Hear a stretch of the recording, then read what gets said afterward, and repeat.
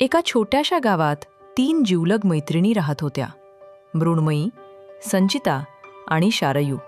एके दिवशी त्यांनी गावाजवळच्या जंगलात फिरायला जाण्याचं ठरवलं.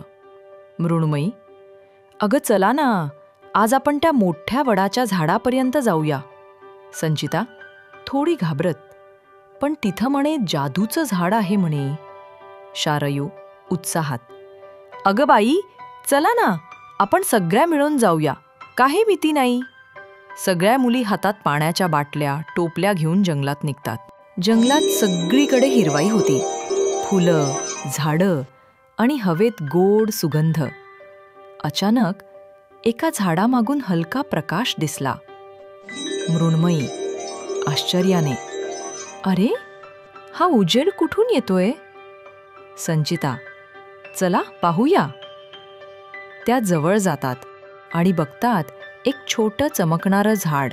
शारयू, डोळे मोठे करून, वा, हे झाड तर बोलतंय.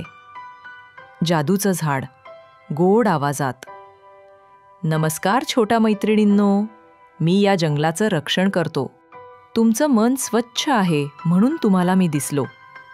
जादूचं झाड, जर तुम्ही निसर्गावर खरं प्रेम करत असाल तर माझं एक कोडं सोडवा आणि मी तुम्हाला एक भेट देईन.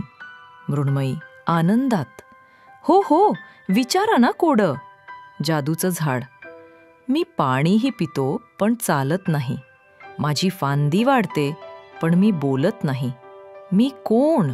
संचिता, विचार करून, अरे हे तर झाडच आहे. जादूचं झाड, हसत, बरोबर उत्तर. तुम्ही खूप बुद्धिमान आणि दयाळू आहात. झाड चमकू लागतं आणि 3 छोट्या चमकदार फुलं मुलींच्या हातात येतात.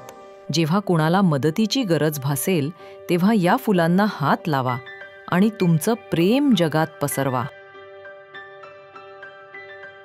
शारयू, काय जादूचं ठिकाण होतं ना, मला अजून तिथं जायचंय. मृण्मयी, पण आज आपल्याला एक धडा मिळाला. जंगलाचं आणि निसर्गाचं रक्षण करणं हेच खरं जादू आहे. संचिता, हो, आणि आपण आपली जादू म्हणजे प्रेम आणि मैत्री सर्वत्र पसरवूया. त्या दिवसानंतर मृण्मयी, संचिता आणि शारयू जंगलातील प्रत्येक प्राण्याची आणि झाडाची काळजी घ्यायला लागल्या. आणि जादूचं झाड अजूनही त्यांच्या मैत्रीवर नजर ठेवून आहे. शेवटचा संदेश, निसर्गावर प्रेम करा, तोच खरा जादूचा खजिना आहे.